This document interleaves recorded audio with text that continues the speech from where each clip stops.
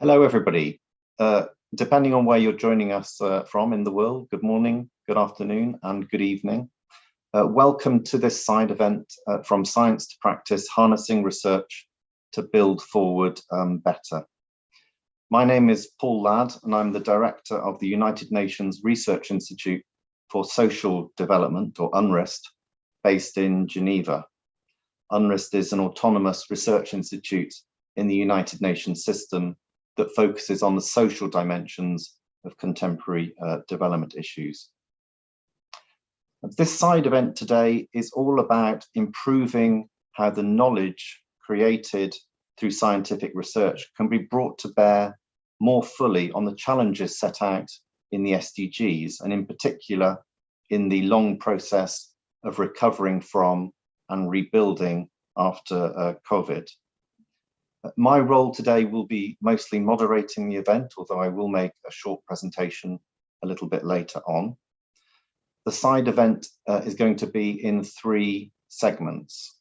First, we'll have opening remarks from two distinguished guests. Second, we'll have some presentations related to a project that UNRISD has been running with partners to improve the links from science to policy and practice, but also to connect International Geneva to the HLPF. And third, we'll have some discussions, some comments, and some feedback and some Q&A from all of you as participants. Before we start, just some housekeeping announcements. The session is being both recorded and live streamed via the UNRISD YouTube channel, where it will remain available afterwards. You'll see that we've enabled both a general chat box and a Q&A box at the bottom of your screens. Please use the Q&A box for questions you'd like to pose directly to one or several of our speakers, and put any general comments or information you'd like to share into the chat box. For the questions put into the Q&A box, you will also have a chance to vote for or like the different questions put forward, which will help us identify those questions that most people would like to see answered. So now turning to opening remarks. First of all, I'm very pleased to welcome Ambassador Jacques Ducress. Since 2019, he's been a delegate of the Swiss Federal Council for the 2030 Agenda. He chairs the 2030 Agenda Steering Committee, which is the strategic, guiding and coordinating body for sustainable development at the federal level in Switzerland. He also played a key role in establishing one of our partners in this project, the Geneva Science Policy Interface. Thank you, Ambassador Ducress, for joining us, and please, the floor is yours. Thank you very much, Paul. Ladies and gentlemen, on behalf of the Swiss Federal Department of Foreign Affairs, I welcome all participants to the side event from Science to Practice, Harnessing Research to Build Forward Better. I would like to thank the United Nations Research Institute for Social Development, UNRISD, the Geneva Science Policy Interface, the Think Tank Hub, SDSN Switzerland, and the SDG Lab for their organization of this important side event, which my department fully supports. Switzerland is committed to the implementation of the 2030 Agenda for Sustainable Development nationally and internationally. And when I mean internationally, when I say internationally, I mean not only in its development cooperation, but all in its foreign sectoral policies. This means that if Switzerland and Germany cooperate together with Germany in terms of in the framework of sustainable energy, of renewable energy, they both contribute also to the implementation of the 2030 Agenda. If Switzerland and the United States cooperate in the vocational training, they also cooperate, they also contribute to the implementation of the 2030 Agenda. The 2030 Agenda represents an important change of paradigm in comparisons to the Millennium Goals. It is a reference framework for all states, and all states face some challenges. Switzerland is committed to contribute to a world that is better equipped and resilient for future systemic shocks.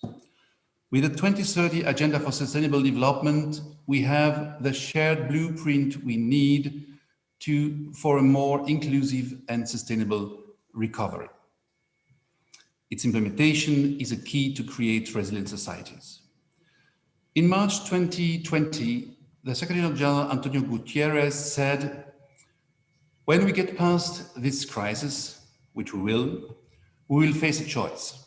We can go back to the world as it was before, or deal decisively with those issues that make us all unnecessarily vulnerable to crisis.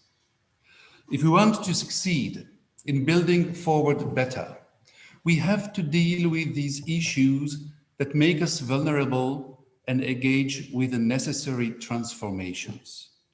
We must also give scientific research the important role it deserves in addressing global challenges and achieving the SDGs. In light of the magnitude of this crisis, of the current crisis, we cannot respond in silos. Building forward better calls for more coherence, science-based, risk-informed and prevention-focused approaches that look at the interlinkages between the SDGs and integrate all three pillars of the United Nations to reduce collateral damages of a pandemic. The principle of leaving no one behind has gained new importance and should guide us in all our actions, now more than ever.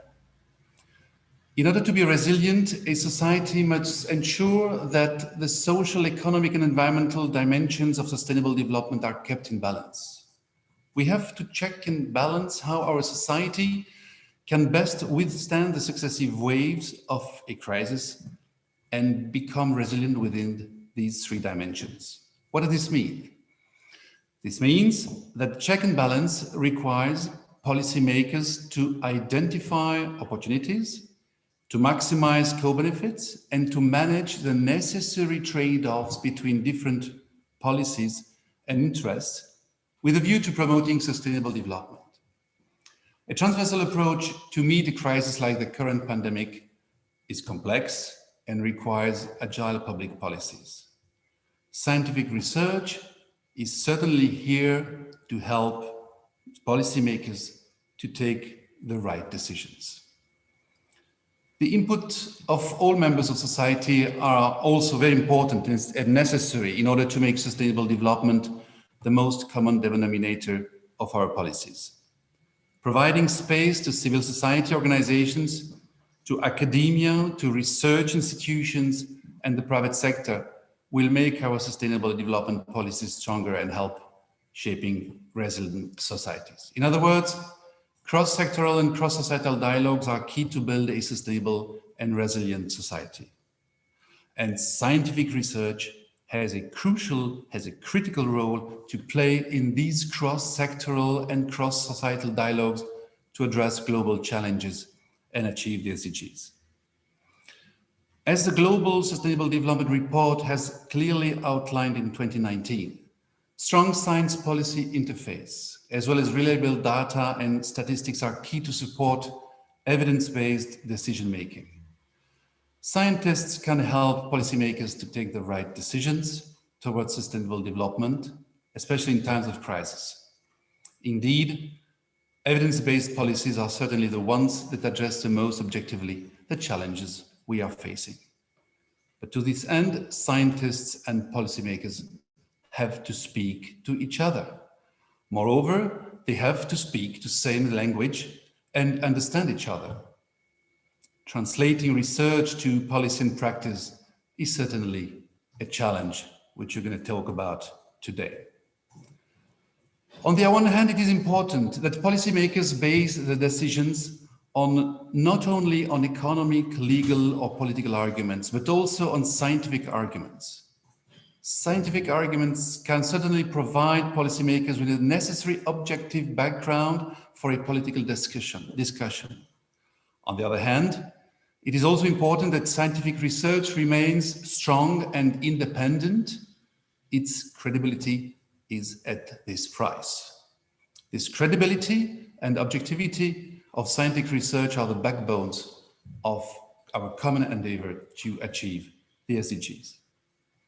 I also strongly believe that globally applicable standards for data and statistics can also help to implement the 2030 agenda and combat pandemics. We can only engage in dialogue with the economy, with science and the general public if the progress implementation can be measured. You cannot manage what you cannot measure. And I take this opportunity to remind you that the third UN World Data Forum directly related to the implementation of the 2030 agenda will take place in Bern, Switzerland from 3rd to the 6th of October 2021. Let me conclude. The current crisis offers a window of opportunity to rethink how we live and work in the area of digitalization. There is growing willingness to redesign dialogue and cooperation by embracing innovative ideas and technologies. Scientific research has definitely a key role to play to further promote sustainable development everywhere.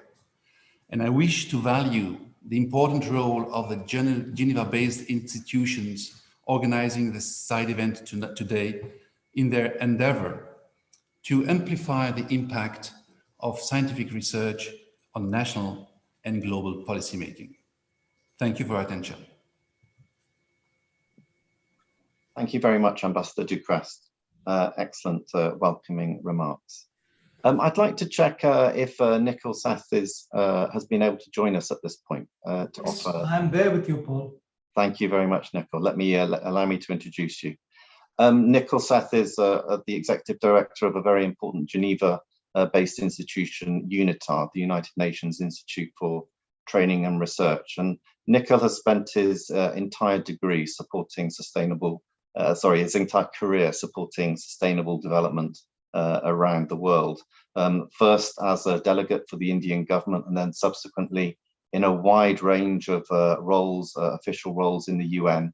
And I would say critically, before joining UNITAR, as the director of the Division for Sustainable Development in UNDESA in the Secretariat, which provided the strong and long support to member states as they negotiated the 2030 Agenda for Sustainable Development. Nicolas, we're honored to have you join us today. Please, the floor is yours. Thank you, Paul, for that very generous introduction.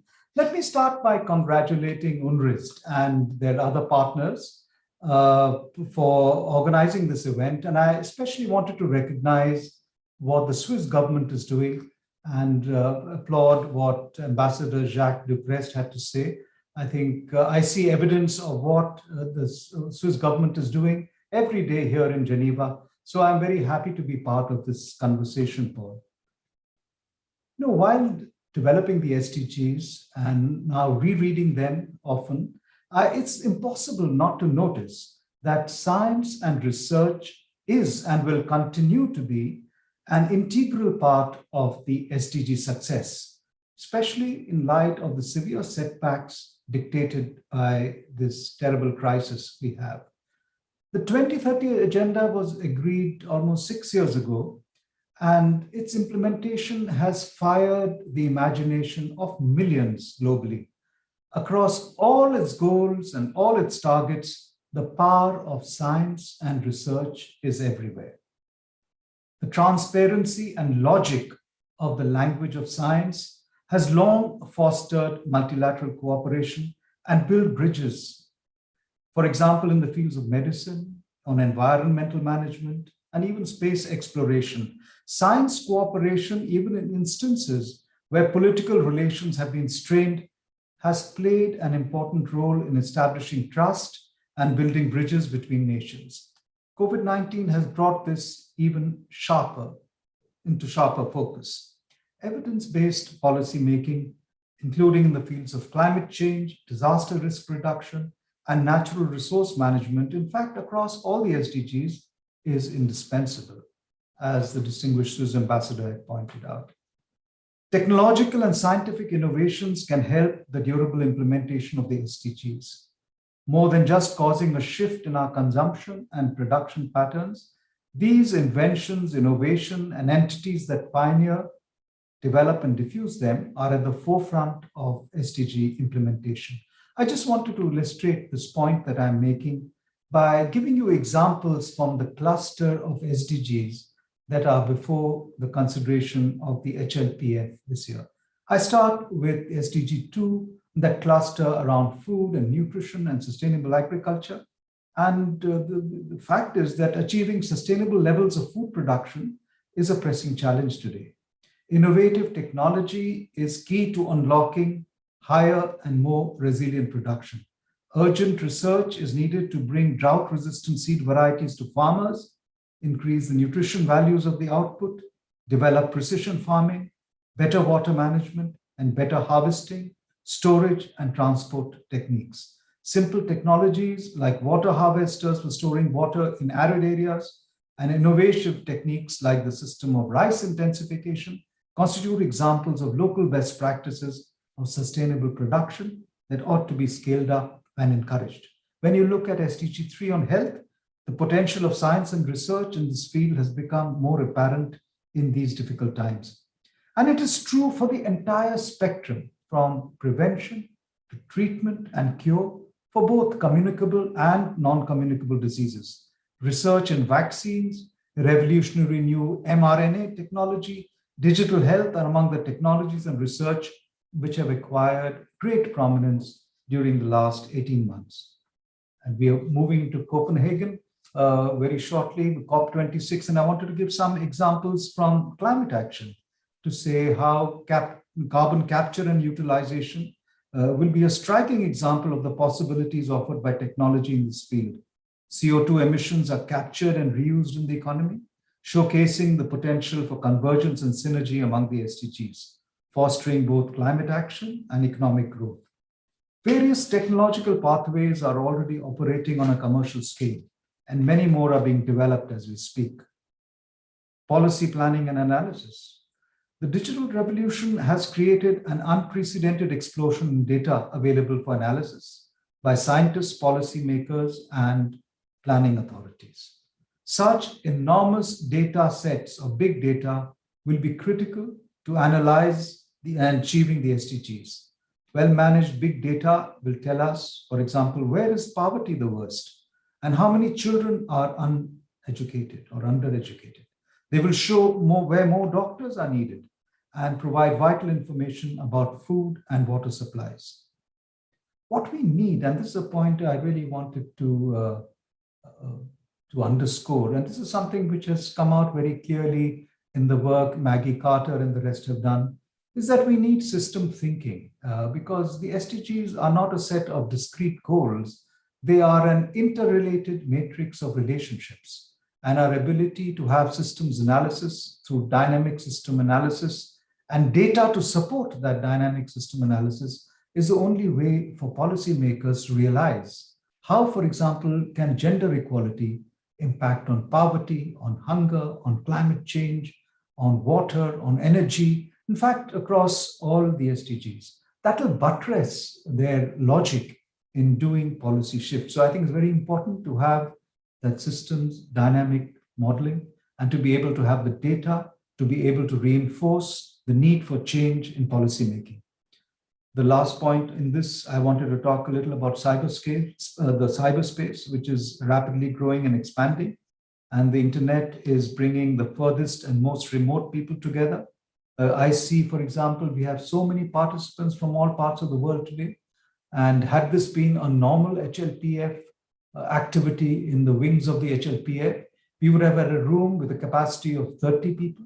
But I see now we have more than 100 people who are joining us from all over the world. And this knowledge sharing and community building allows for innovation and understanding like never before.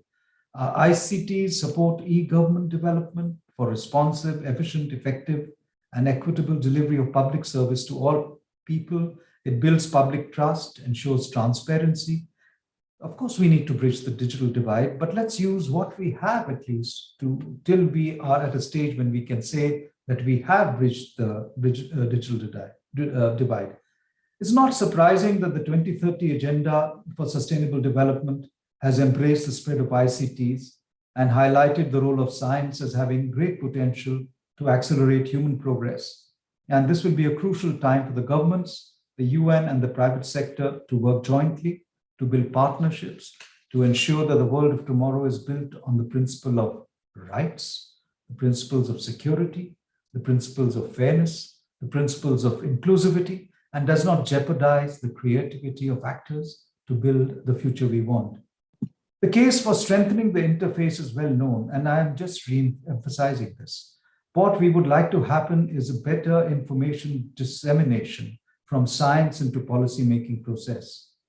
There is not only the Atlantic which separates New York and Europe, it is an inability sometimes for the tremendous ecosystem of expertise in Geneva, especially in the health infrastructure in Geneva, to bear upon the decision-making done through legislative actions in the General Assembly and ECOSOC and other global fora. We hope that today's event will help us in building that bridge between science and the policy-making community in New York. Sustainable solutions will require a heightened degree of cooperation, collaboration, and partnership, for which the UN can act as a platform for dialogue, a vehicle for change, a forum for consensus building, an engine for policymaking, and a tool for implementation. We have a responsibility to act to break these silos and bring in these multifaceted interfaces and bring in key actors in the world of technology and policymaking to further the concrete, integrated solutions required to implement the ambitious global agendas we are committed to. The HLPF, I think, has a very special role in this. Forums such as this event that we are participating in are essential to foster effective partnerships and joined-up solutions, without which progress will be slow and limited. We have the potential. It's about harnessing it, ensuring results, and delivering change. All the best for today's event, Paul, and all you wonderful researchers who produced outstanding work, which we will hear about. And I look forward to the presentations that you're going to make on the UNRISD paper. Thank you very much. Thank you very much, Nicolas. Even if we are to convene the HLPF in a face-to-face method in future years, I really do hope we can build on what we've learned about hybrid meetings so that we can maintain the reach to other regions and parts of the world to people who want to be engaged, who want to contribute their ideas, and who also want to learn. I think we might be able to capture the best of both worlds going forward. Thank you. I'm going to start this second segment of the meeting by giving a short presentation on the project that we've been running and its objectives. And although Ambassador Ducress has already mentioned them, I do want to start at the beginning with a mention of our partners in this journey, and that has included the Think Tank Hub, the Geneva Science Policy Interface, the SDG Lab at the UN in Geneva, and SDSN Switzerland, and of course the support from the Swiss government. Now, the context for the project is clearly the 2030 agenda and the challenges that both Nicolas and Jacques just set out. The call for a decade of action to accelerate progress, and yet at the same time, disappointing progress, not least because of COVID-19. Now, there are many reasons beyond COVID-19 for the slow progress. Difficult policy decisions at the national level, difficult collective action problems at the international level, choices about how to generate, mobilize and allocate finance.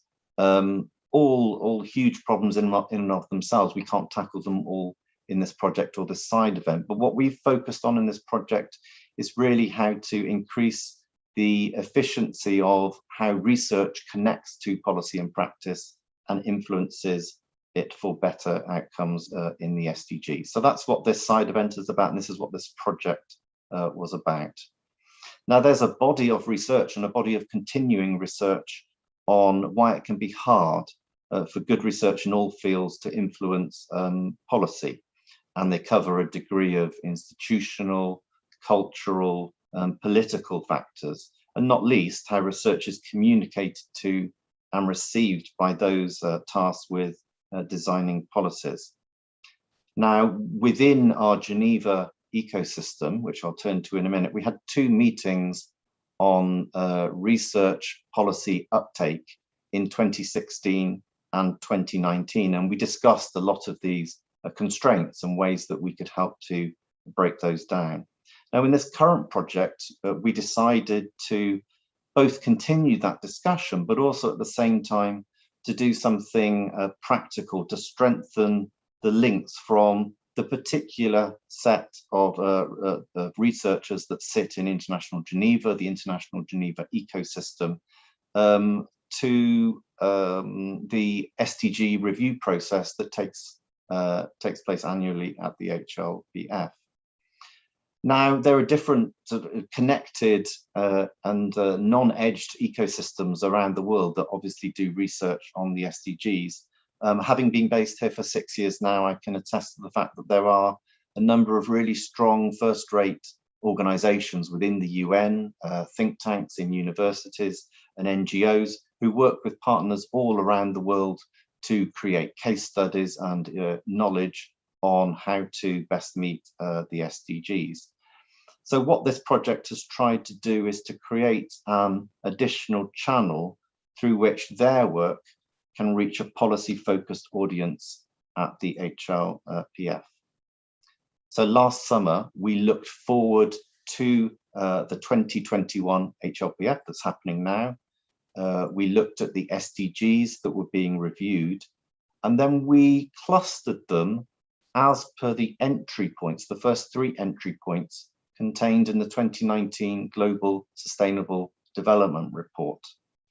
And we also added Goal 5 on gender equality and Goal 17 on partnerships with the goals to all of the clusters. And those clusters are listed on the slide in front of you.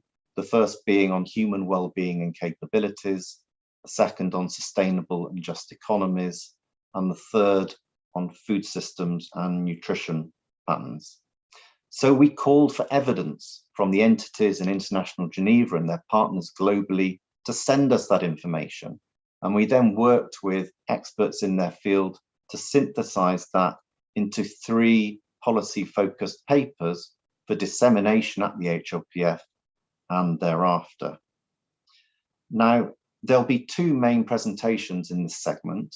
The first of those entry points on human well-being and capabilities, and the second from Nicolas Cydlos from the GSDR on strengthening science policy engagement for sustainable development, including some really interesting work they've been doing on navigating complexity and information overload.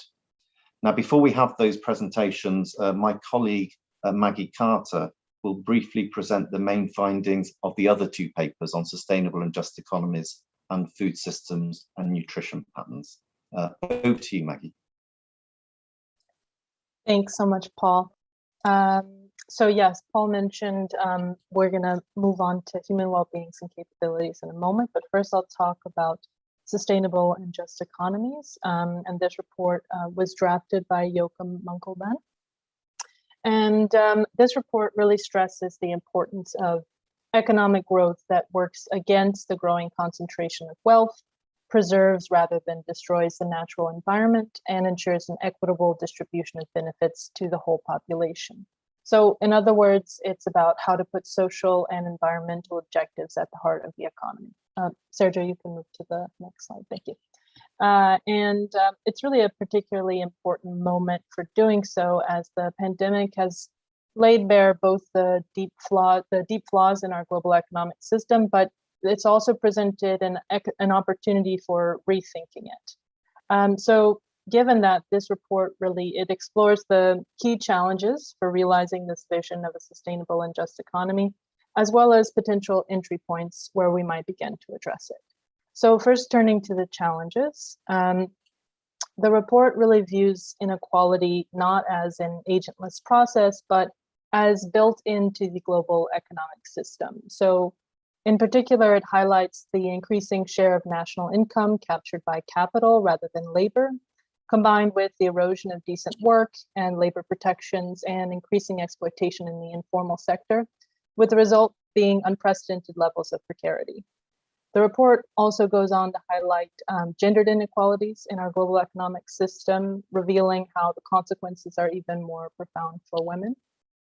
It also explores environmental costs and how exponential expansion of the economy has really relied on the continued degradation of land and exploitation of natural resources. And related to that, global production and consumption is taking place at a much faster rate than resources can replenish. It also explores the wide-ranging implication the system has for human rights, peace, and security, which are overlapping in social and environmental dimensions.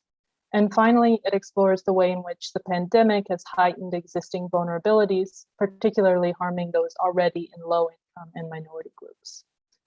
Building from this contextual background, the report argues that reversing this highly unsustainable course of development really requires a reimagining of the attitudes, assumptions, and approaches that drive it. And to that end, it puts forward the following recommendations. First, growth must be seen as a means to improve people's well-being rather than an end in itself. Relatedly, that current measures of growth must be reevaluated to better capture other dimensions such as equity, sustainability, well-being, health, resilience.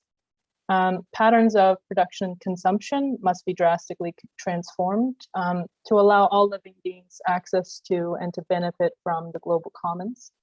Redistribution must be a central platform, both in terms of equitable and sustainable access to resources, and also rebalancing the skewed rewards flowing from capital to labor, flowing to capital versus labor. Next, radical measures must be taken to address climate change, while ensuring that those who contribute the most to climate change aren't harmed or further penalized by adaptive and mitigation measures. Good and effective governance, which includes marginalized and vulnerable voices, complemented by bottom-up decision-making processes, must be prioritized. And the multilateral system, in particular trade, requires an overhaul so that it's capable of enforcing rules and also ensuring that actions align with shared values such as human rights, peace, and sustainable development. And finally, as Nikhil mentioned, systems thinking can offer a broad perspective on complex economic problems necessary to develop holistic and integrated approaches and foster policy coherence. So moving on, I'll now present the paper on food systems and nutrition patterns, which is authored by Neetu Chaudhary. And this report looks at the potential of transformative global food systems and nutrition patterns so that they minimize environmental impacts, are resilient to shocks, and ensure all people equal access to a healthy diet now and future. And looking at food systems is quite revealing because it demonstrates this interconnectedness of the global system and the way that injustices, inefficiencies, and unsustainable practices in one area reverberate across to other areas.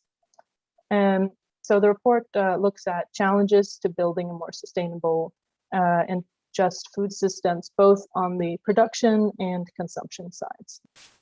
So in terms of challenges, in terms of production, it highlights the exclusion of smallholder farmers from global value chains and how this control of the global food market by a few large actors has led to overexploitation of resources, increased use of environmentally harmful farming practices, and driven out small farmers from the market. And this has had significant environmental and social costs, creating food and income insecurity and reduced dietary diversity. Changing consumption patterns also play an important role, including the shift to more land and water-intensive diets, which has put added pressure on the environment. Global trade has created new nutrition challenges, and through processes such as monocultures has led to import dependence. And then malnutrition and overnutrition exist alongside of each other. So it's not just a question of hunger, it's also a question of overnutrition. And this is illustrative of the way in which food systems in urban versus rural areas are very distinct and require different policy responses. And all of this has been amplified by the pandemic, which has placed unprecedented strain on global food systems, in fact, doubling the number of food insecure people in 2020. And it's revealed that the globalized food system lacks resilience, and without strong local systems to fall back on, this leads to food crisis. So based on these, this background context, the paper puts forward a series of recommendations, the first being that global policymaking should draw from and scale up community and solidarity-based food networks. And it provides a lot of really interesting examples of these movements and networks happening around the globe that are providing alternative mechanisms for accessing safe and healthy food produced through ecologically sustainable means. It also shows that improving access to food should be a central agenda item. In particular, it gives examples of possible ways to do this, for example, supporting local farmers and through social protection systems. It also argues that efforts should be made to shift consumption patterns in order to make food systems more sustainable in the long run. And it goes into how this changing behavior like this will really require incorporating local and traditional knowledge into policy approaches.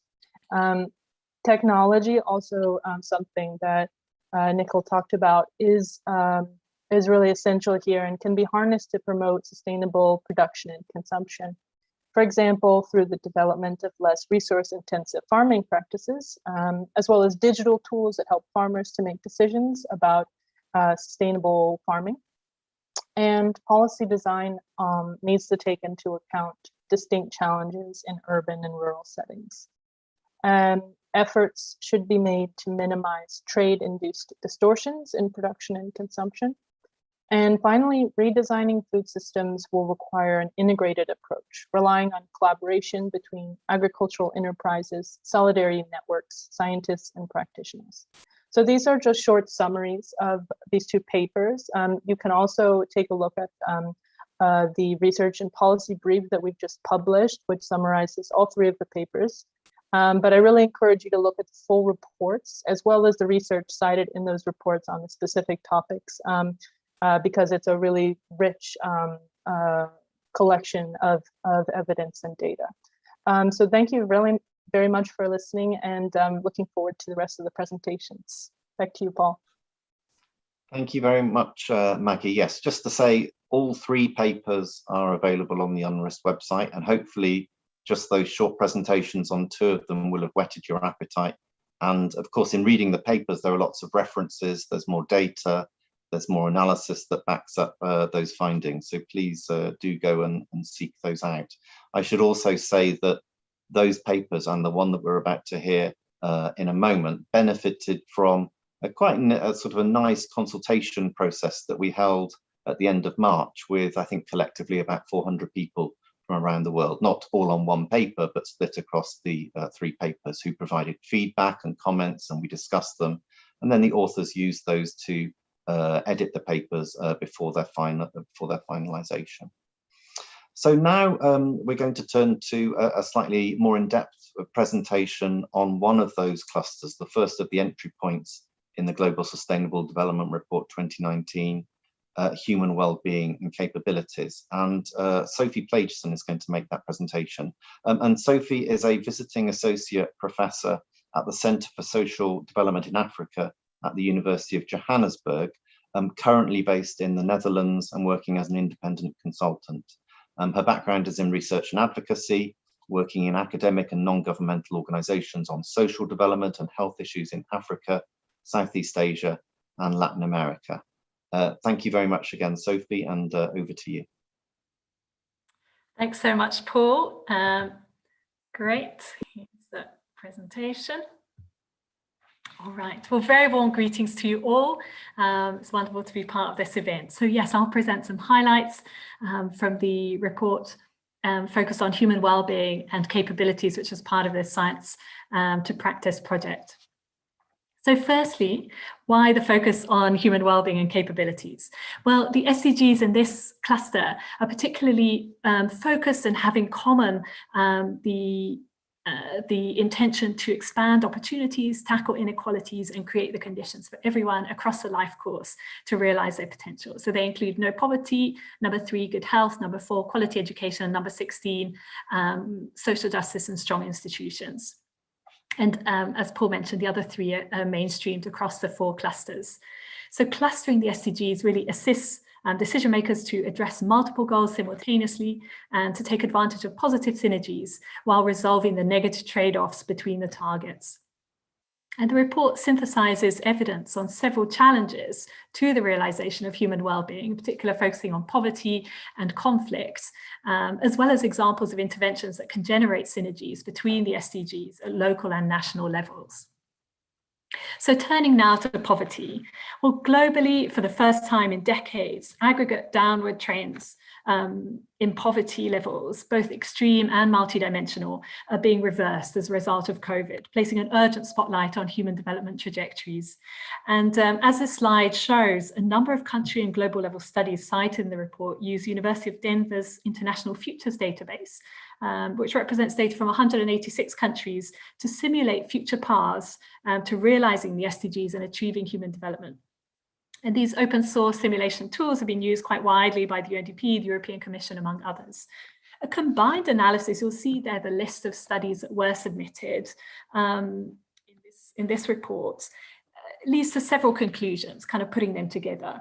The countries experience different and uneven paths to progress. So in each country, several successes can be singled out. So for example, in Mozambique, gross enrollment in primary education increased by nearly 60% over 20 years. But similarly, each country experiences different challenges. So in the case of Mozambique, while natural gas production is forecast to drive significant economic growth in the next decade, this growth may not benefit the poor due to rapid population growth, rising inequality, and lack of access to basic services and infrastructure. So for each of these countries, the authors model alternative development scenarios for achieving SDG targets by 2030. For example, by investing especially in education or in trade or in gender empowerment. And these analyses provide a range of context-specific policy options. But overall, the country studies demonstrate that there's no universal solution for broad-based national development, but some common themes do emerge. For example, that investments in health, education, and infrastructure are costly, but do reap disproportionate benefits in human development outcomes over time. And also that comprehensive rather than narrow development strategies, which take advantage of synergies and minimize trade-offs, yield the most significant gains over time. As these trajectories demonstrate, health and education are both goals in themselves, but also important means to achieving well-being. And the pandemic has exposed inadequate health, sanitation, and education systems globally. Health gains are at risk even in areas of significant progress, such as maternal and child health. And globally, access to mental health care continues to be inadequate, even though that's been a real need in COVID. These findings underline the absolute importance of progress towards universal health coverage. Programs such as those in Ghana and Rwanda are achievable and provide access to free basic healthcare services. Both countries have seen overall health improvements. In 10 years, for example, Rwanda halved child mortality rates. Key factors to success in scaling up these programs have included the training and deployment of health workers, technological innovations, and partnerships. Challenges have included reaching the rural and remote areas and ongoing fiscal pressures. In education, there are significant gaps in quality and access between countries and along gender, class, and regional lines. Although the proportion of children out of school had declined, was really improving steadily from 26% in the year 2000 to 17% in 2018. In the past year, school closures have affected the vast majority of students in more than 190 countries. Education responses to the pandemic have really demonstrated significant innovation. However, the digital divide has widened education equality gaps. The focus of the report was on cross-sectoral interventions, and case studies from India and Brazil submitted to the report highlighted the importance of contextualizing education within local communities and of integrating environmental issues, providing examples of cross-sectoral solutions at the local level. Women, children, youth, older people, persons with disabilities, and Indigenous people, among other groups, often experience lower than average levels of well-being within a population due to structural, social, and political inequalities. In times of crisis, these inequalities tend to widen, and during COVID, the poverty gap between men and women has widened. The vulnerabilities faced by the working poor and informal workers have also become more visible than ever. Many affected by intersecting vulnerabilities do not benefit from any form of social protection. For example, less than 20% of older persons receive a pension. Only 28% of persons with severe disabilities receive cash benefits. Where social and economic support policies in low and lower middle income countries were not implemented, lockdowns were perceived as less effective. That's what one of the studies found. Care policies, as in the case of Chile and Costa Rica, provide an example of integrated policy responses and one example to addressing vulnerabilities. They combine health, education, labour market and social protection policies. And these can increase gender inequality, improve the well-being of both caregivers and care receivers, and contribute to economic and social development. Turning now to the findings on violence, related to violence. Violence against women and children is widespread, and the COVID pandemic has been accompanied by reports of intensified gender-based violence and sexual exploitation and abuse. Women and children are also disproportionately affected by war. For example, research by World Vision showed how tens of thousands of children are used by armed groups in at least 20 countries around the world. And the vast majority join because they really feel they have no other options. Violent conflict has had a dramatic resurgence over the last few years and is increasingly recognized as a major obstacle to reaching the SDGs by 2030. Violent conflicts have become more complex and protracted, causing high numbers of displaced people. In some countries, lockdowns led to short-term declines in armed conflict. However, forecasts by the University of Denver, as you'll see in that top corner slide there, predict an elevated likelihood of instability in 35 countries by next year, more at any point than over the last 30 years. The exclusion of particular groups from power, resources, services, and security on the basis of identity or geography is a key factor in most violent conflicts. Addressing grievances and inclusive decision-making are fundamental to sustaining peace. And several studies really confirmed in different ways the primary conclusion of the United Nations and World Bank 2018 report, Pathways for Peace, that prevention through inclusive and sustainable development is unequivocally the best and most effective way to save lives and prevent societies from descending into crisis. So bringing it all together, by synthesizing a broad range of evidence on multidimensional poverty and conflict, the report highlights several cross-cutting solutions that can advance progress towards the realization of the 2030 agenda. Expanding access to universal public goods, including health, education, and social protection, through a more equitable distribution of resources is key to the realization of well-being for all and for pandemic preparedness. Public health systems are needed that deliver comprehensive and integrated primary health services across age, disability, location, and ethnicity. These need to be sustained across the life course and in settings of conflict.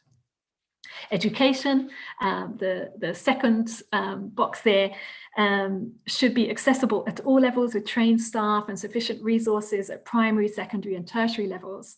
Ensuring a safe learning environment involves an integrated approach that engages government ministries, municipal service providers, labour unions, child and gender advocates, as well as parents and students. The pandemic has highlighted that countries that have effective social protection systems in place are better prepared to respond to the crisis. Before COVID, 55% of the world's population did not have any form of social protection. Over the past 60 months, 215 countries and territories planned or implemented over 3,000 social protection measures. However, many of these remain temporary and many of them have already been terminated.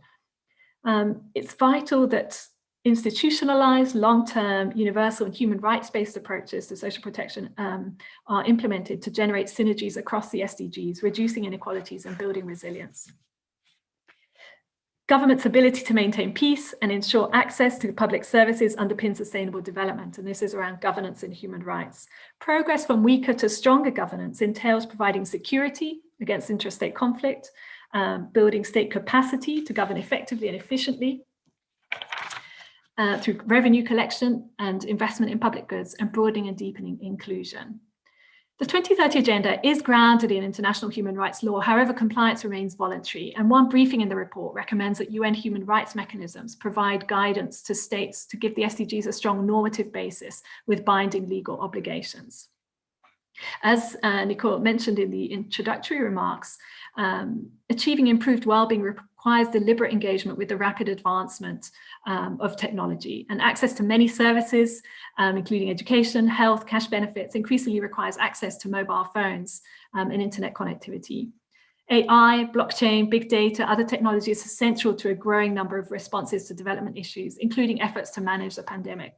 However, technology also risks entrenching existing inequalities. It's vital to find ways to include smaller and more local actors, in particular from the Global South, who may be left out because they lack resources to create and manipulate the technologies at the heart of solutions to global sustainability challenges. In terms of participation and voice, several submissions illustrate how a human wellbeing approach to research, as well as community development and conflict reduction programs, can give a voice to marginalized people and promote their agency. And this photo is drawn from research that was conducted in Brazil, which aimed to promote a healthy urban life for the elderly. Another consultation project conducted by World Vision in 13 countries documented children's experiences of the COVID pandemic, really involving them in the research. Across all the countries, children highlighted 3 key issues: school disruption, emotional distress due to social distancing, and increasing poverty, but also that children felt they could play a pivotal role in raising awareness on COVID-19 and combating its effects. In conclusion, the findings highlight that both individual and collective well-being matter, and that we need to ensure that the systemic linkages between the SDGs are realized at the individual level, as well as policy and sectoral levels. Also, that both the process and the outcomes of development matter, that the policy recommendations represented in this slide require sustained and significant financial investment and political commitment towards well-being for all. And lastly, that implementation requires collaboration between civil society, business, governments, international organizations to make sure that power asymmetries are not reproduced or reinforced. Thanks. Thank you very much, Sophie, for the great presentation. I hope that has whetted the appetite of all those in the audience as well. I can see lots of comments coming up in the chat box thanking you for all the case studies and examples that you've given. So you can find all those in the full report on the UNRISD website, and with all the references for all of the submissions and other data sources used as well. So please go and find that paper. As I mentioned at the beginning, we wanted to use the project to strengthen the links from research to policy and practice, with a special focus on those in entities in Geneva and the people that they work with worldwide. But we also wanted to continue the discussion on how at the same time we can tackle some of the constraints that stop good research influencing policy and practice. And the next presentation is going to address that. And there's no one better than Nicolas Cydlos, the Executive Director of the Geneva Science Policy Interface. And that was launched by the University of Geneva with the support of the Swiss Federal Department of Foreign Affairs in October 2018. Before joining that, Nicolas was a previously senior policy advisor at the Internet Society, where he led the organization's policy implementation in the fields of digital rights and the Internet of Things. But Nicolas, over to you, please. Thank you very much, Paul. Thanks for having me. So let me just share my screen now with you all.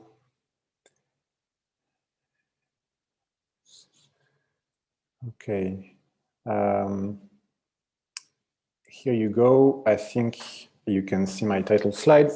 So yes, thanks a lot for having me. Very happy to be joining the discussion today. So in my presentation, I'm going to take a step back at some of the broader dynamics that help or hinder the relationship between science and policy actors around sustainable development. And I'll zoom in as well on some ways to make progress in this area. So first of all, and as underlined already by Ambassador Ducress and Nicolas, it's again no surprise to anyone here that most of the issues surrounding the SDGs are often complex, deeply interconnected with, as was said before, systemic characteristics that really create really strong cross effects between different SDGs, and that's a complexity that we need to deal with and address and build capacity to address. We've said that before. The Global Sustainable Development Report made a very useful also proposal to to gather many of those issues within the 6 entry points that basically reframe those interlinkages into sort of packets of issues that should be addressed with their multiple dimensions. And of course, the presentations that were made before, including Sophie's, cover those. As was mentioned as well before, a fresh illustration of a complex system and complex systems dynamics has been obviously the COVID-19 crisis that we've all experienced and lived in one way or the other. And what clearly came about is that such a crisis is actually much more than a health issue. It also touches upon economic, social, governance dimensions that both contributed to the shape of this crisis and that were affected as well one way or the other by the response to the crisis. And similarly, again, in sustainable development, there are many difficult trade-offs that need to be considered. What we know, however, is that in order to have an impact and to deal with wicked challenges that we're faced with, it is essential to have both producers of science as well as producers of norms as part of the equation in a very intricate manner. And of course, beyond science and policy actors, we also need other societal actors involved as well. So one way to look at the relationship between science and policy could be something like this very linear model that we have on screen, where science produces evidence, methodologies, technologies, so, you know, including both social and natural sciences, that in theory would be transferred to policymakers, deployed into norms and programs, all of that leading to evidence-based or evidence-informed policies.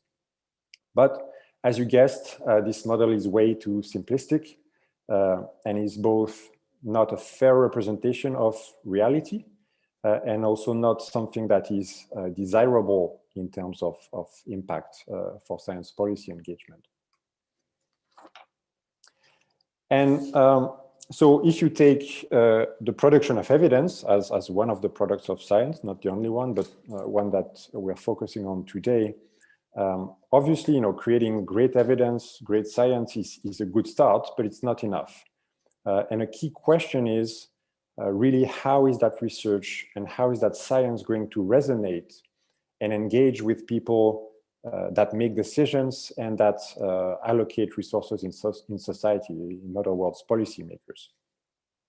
And I'll let you read the quote on the screen, which I find very pertinent. In a sense, it really calls to go beyond models of one-way knowledge transfer from science to policy, and instead to have more engaged knowledge production processes between science and policy actors that recognize the fundamental social dynamics that characterize policy networks.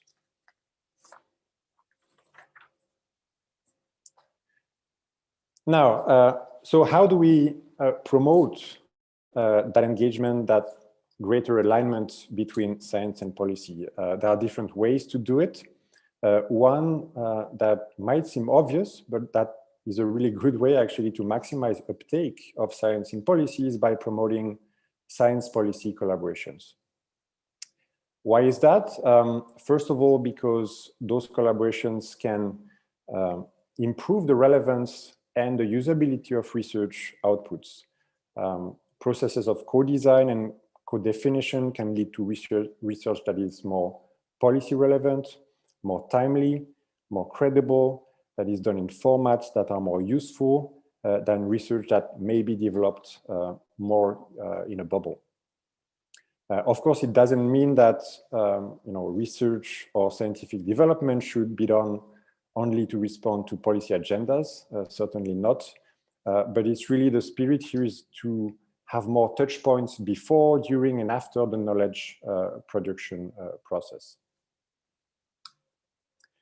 Secondly, science policy collaborations can also improve the long-term relationship between science and policy actors. And so beyond single outputs, products, it's really the repeated interactions between science and policy actors that can lead to a shared understanding of policy problems, a shared understanding of research developments, and all in all, enhancing mutual understanding of each other's fields and needs. And ultimately, the hope is that those repeated interactions can also lead to mutual respect and trust, which are very important as well. But well, as much as we need these collaborations, they are not straightforward, they are not easy to carry, especially between scientific and policy actors who have different professional cultures, different timings, focus on different production formats, etc. And there are various ways by which we can support these collaborations. At the GSPI, we have a wide range of activities and programs that can do that. And one of them is to focus on the people and the entities that can facilitate collaborative processes. We can call them boundary spanners. Again, people in science, in policy circles, or at the interface who are in a position to collaborate and engage with the other side. And I think that we should really pay more attention to those people and who are building these bridges, and give them visibility and support them as needed with appropriate skills.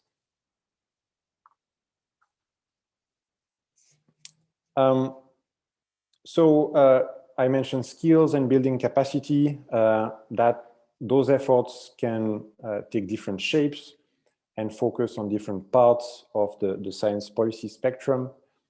Some efforts can focus more on the scientific side. For example, in our work, we do a lot of support to scientists to develop the capacity to engage with policy actors, to build policy networks, etc. Things that are not necessarily part of a usual academic curriculum, especially outside of social sciences. So that's an important side to consider.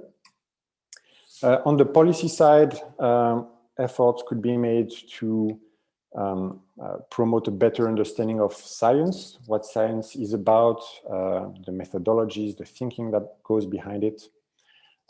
There is also another angle that can be useful, which is to help decision makers on how to deal with information overload and complexity. There's a lot of information nowadays, indicators, etc., around the SDGs. It's not necessarily easy for policy actors to know, what sources of information are the most relevant and robust, which, basically decisions to make in the face of that complexity. And that's an issue that we've addressed in April during the Science to Practice previous event.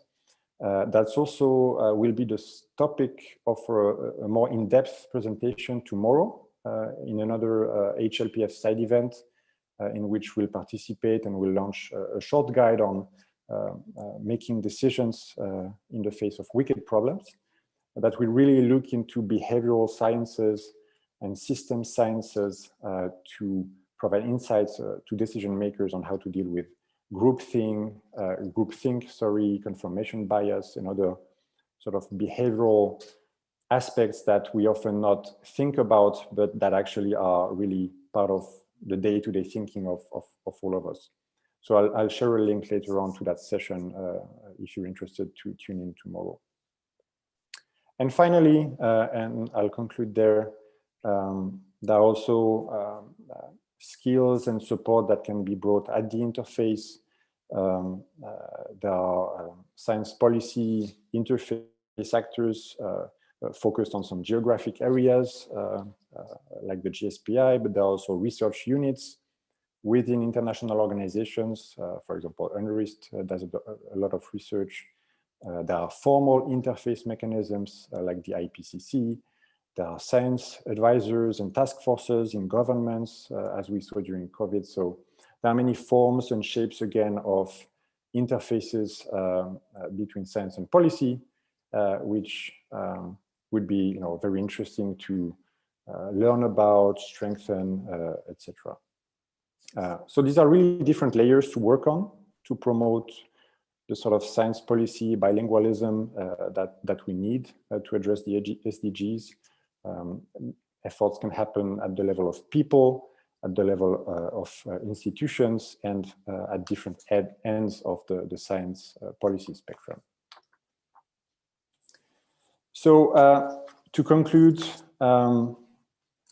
as we discussed, COVID was a good reminder that we live in complex societies, that improving resilience to future pandemics would certainly have also positive reinforcements with many of the priorities we had before with the Sustainable Development agenda. And again, that was a key message from the first two speakers. Doing so will require to work hand in hand between science and policy, and of course many other actors, but I was just focusing on that relationship in this presentation. It's not always easy, and so we need to bring support, build capacity, provide visibility, especially to, again, people in science, in policy, who do that real work of being boundary spanners, of being champions of science policy engagement. Again, that's a very, I think, important focus to have to make progress. So with that, thank you very much. That was a brief overview, but I'm happy to be part of the discussion now. Thank you. Thank you, Nicolas. Leave that slide up for a second, because I mean, your presentation generated, another mini explosion of comments and questions that you'll probably want to go through, and a reminder that you'll be talking again about this tomorrow. But for people that can't join, or who may want to contact you directly to access some of the resources that you've created and the tools you've created, there are your contact details. So make a quick note of those, and maybe even put them in the chat afterwards, so people can write them down.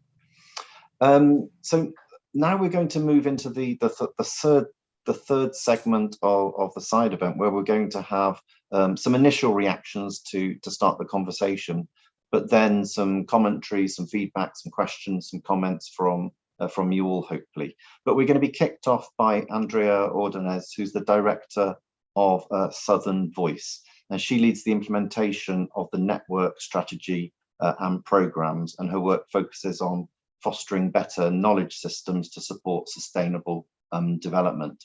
She co-edited the book Southern Perspectives on the Post-2015 International Development Agenda with Debapriya Bhattacharya, an old colleague of mine, and we're very grateful to have you join us at the session. Andrea, please, over to you. Thank you, Paul, and thank you to all the members of the project for inviting me, and to the presenters for your very interesting points that you've been able to share with us. I want to focus my comments on Sophie's and Nicolas' presentations, and I'll start with Sophie's and the importance of the research that she's summarized, and a bit to complement some interesting perspectives that we've seen, or that we are developing from our network. So Southern Voice, as Paul briefly mentioned, is a network of research centers or think tanks across the global South. We have over 50 research organizations that are members in Latin America, Africa, and Asia. And since a few years ago, we work on this initiative that's called the State of the SDGs, and on the last report which we finalized before the pandemic, we did research across different countries and regions. And one of the things that we were looking at is precisely the relevance of the concept of capabilities that Sophie brought up.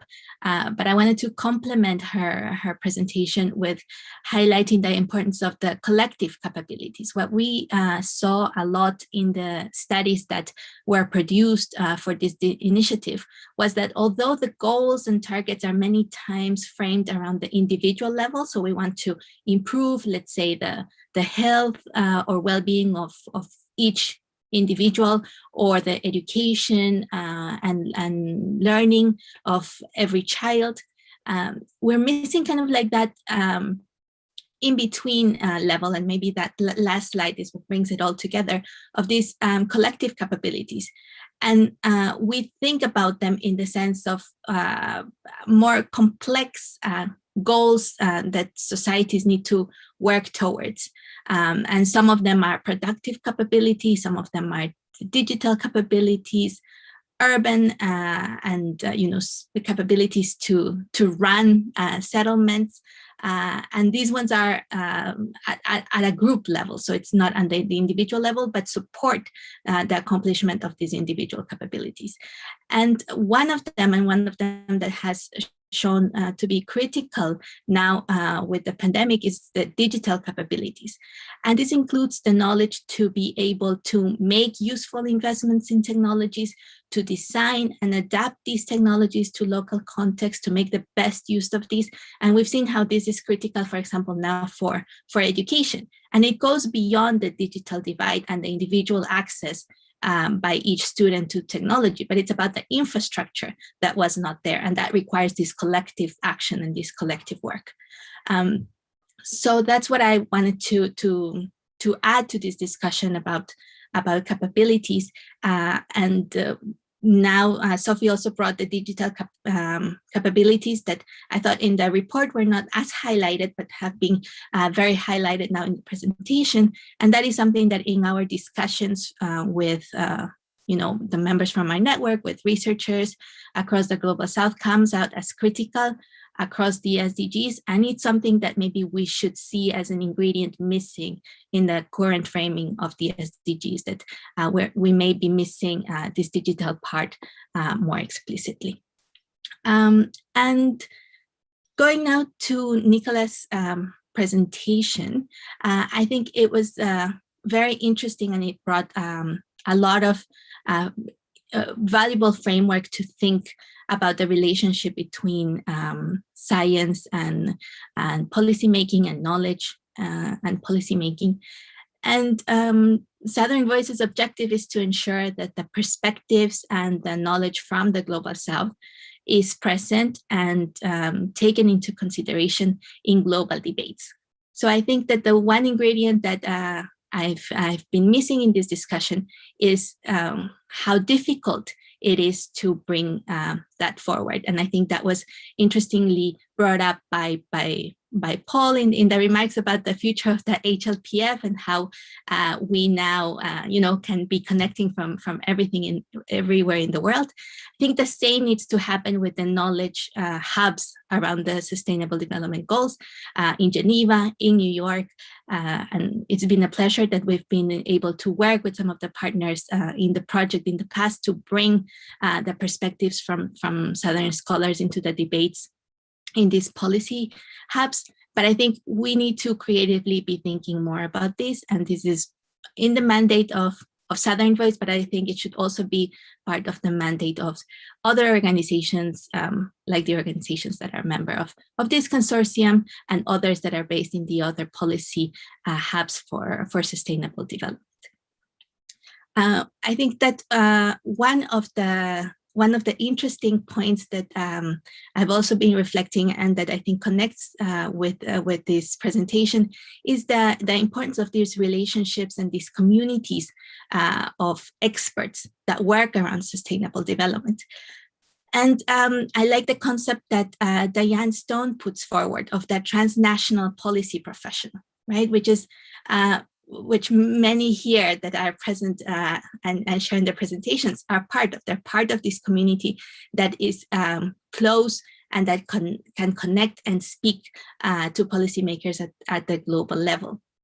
And I think it's important to expand the notion of these transnational policy professionals, so that in here we also include experts that are more, at the national level or at the local level, that can bring that knowledge directly to that discussion. And I think that brings me back to Ambassador Ducress' point, where he mentioned it's important that these communities get to know each other in person, and also that they are able to share the same language. And that is, I think, one of the most difficult challenges in doing this dialogue also between global discussions, national and local discussions.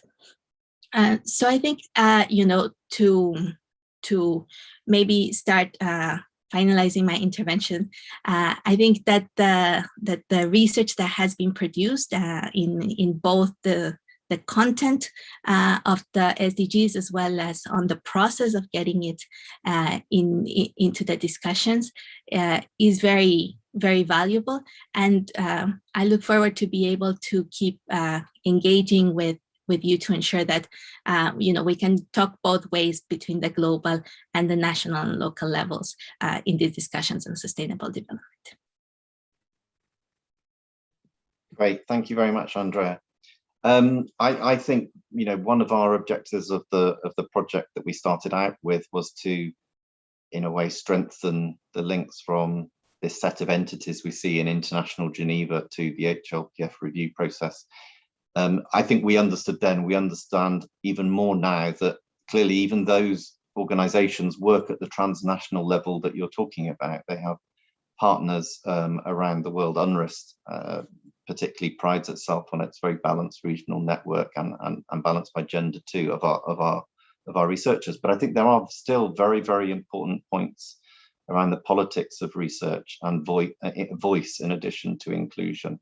And I think we really have to think hard about, partly the structure of the HLPF and partly the inclusion, but partly also the composition of projects and initiatives that get presented.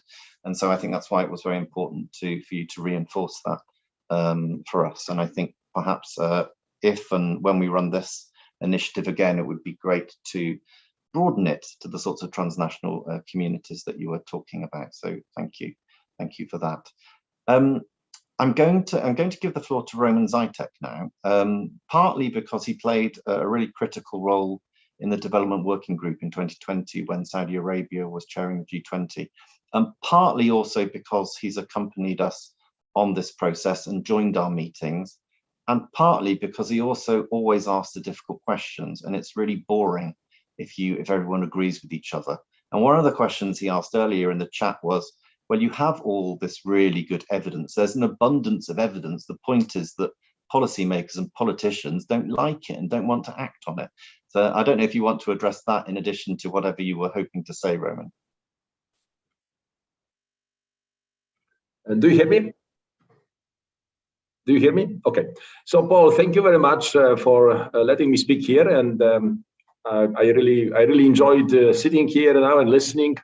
And yes, I'm going to be controversial right away.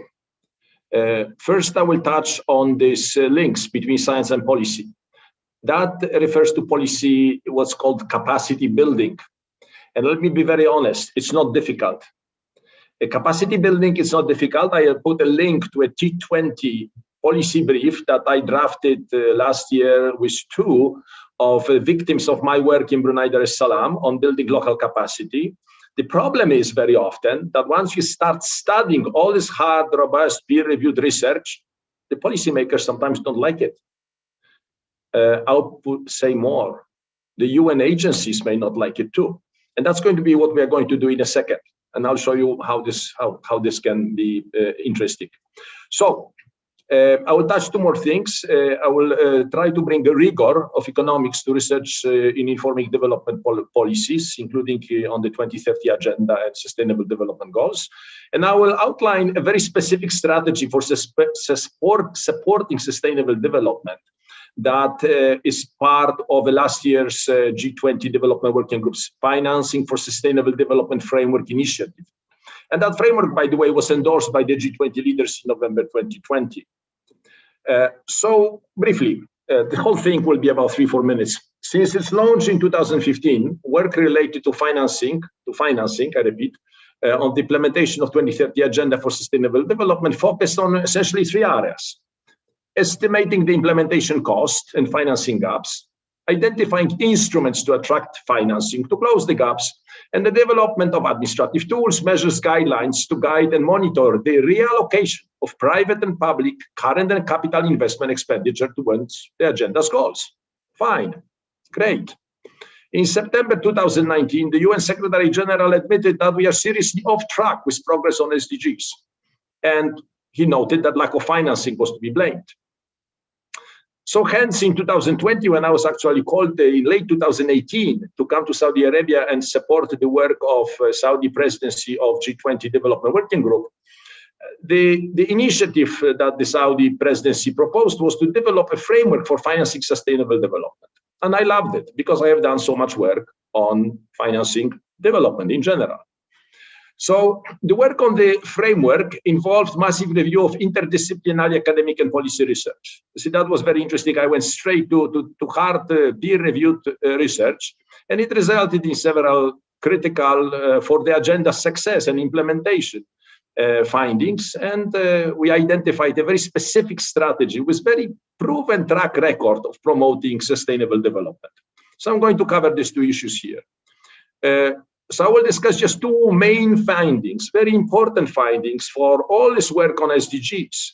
I will call them the lowest hanging fruits. And there were plenty more, by the way, but that's for another day, whole conference. So first, the discussion of financing for development has not been anchored in the system of national accounts, the SNA 2008. And the monetary and financial statistics methodology is also mostly absent.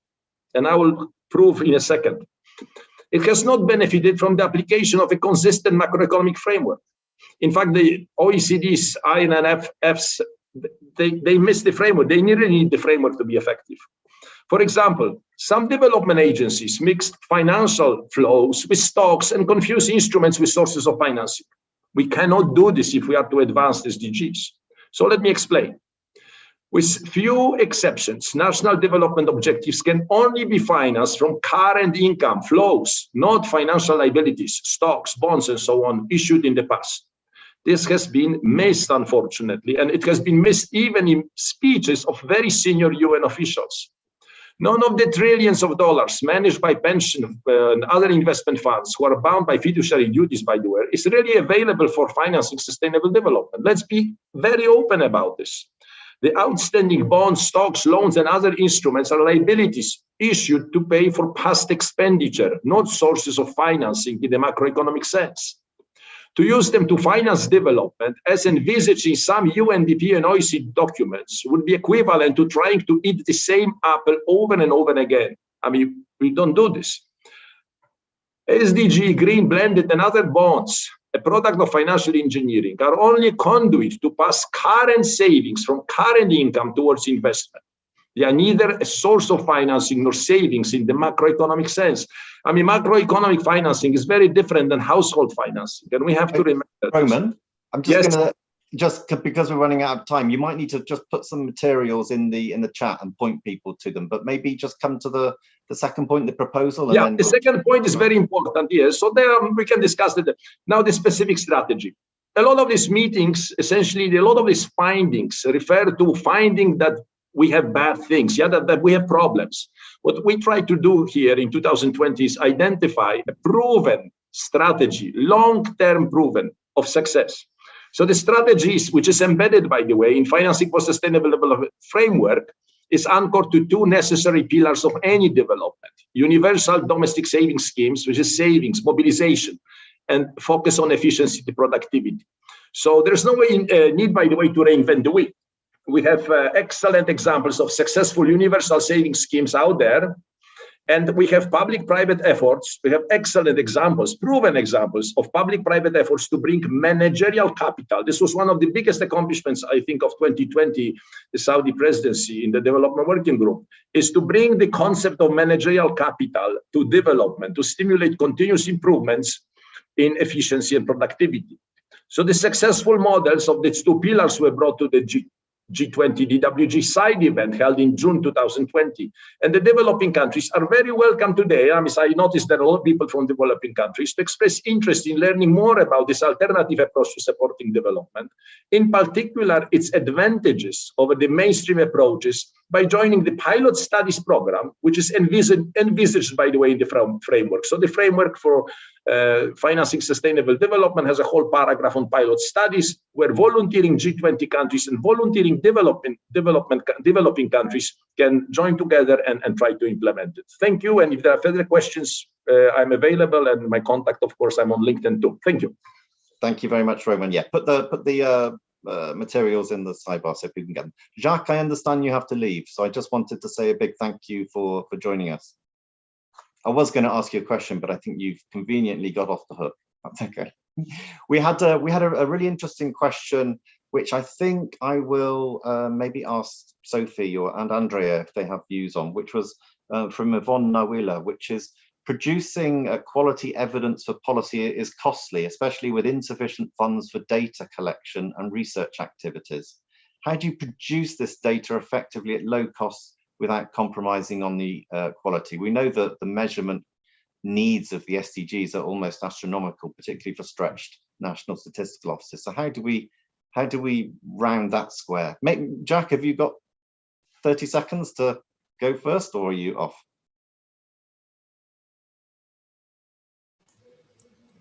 So, sorry, I didn't hear you very well. Can you just repeat briefly the question? Yes, it's about quality evidence is costly and national statistical offices are already stretched. How do we round that square? You mean the cost of? Yes, I mean, if we're producing good research, we need good data, yeah. And that can be very expensive sometimes. Of course. Well, firstly, if you speak about data, I think we have to think about data in quite a global perspective, not only on public data. And I think that speaking about financing for data, I don't want to reduce the discussion only on financing public data. I think it's extremely important that public data and private data are getting closer to each other than ever, because until now I have the impression that there was kind of a gap between these two perspectives, and I don't think this is not in the interest of having a good measurement of the implementation of the 2030 agenda. Financing data, of course, you can either financing it via the public budget. This is the way we do it in Switzerland, but then also to try to give some incentives for the private sector to produce also good data with which we can also work within the public sector also. Anonymized, presumably, to get around privacy concerns and misuse of data. Of course, this is another issue which is quite tricky. But I think we do have an interest to get closer contact between data producers and data consumers. The only thing what we have to really deal with and to make sure is that these data are reliable, that they are quantifiable, and that we can actually trust them. And this, of course, the big question with which we all have to deal with, especially when we have to work with data.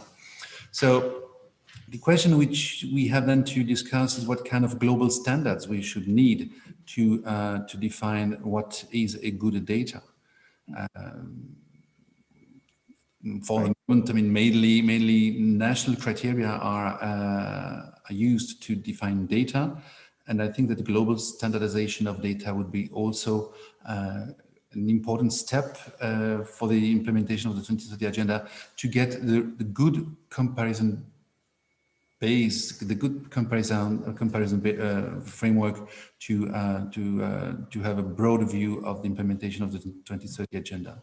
Yes, no, I agree. The Statistical Commission plays a very important function in that. But I need to sum up in a moment, and I will offer people who haven't had their questions answered an opportunity to come to us directly. But just before I wrap up finally, Andrea, do you have any from your network? How do they handle the issue of difficulty in generating and using data?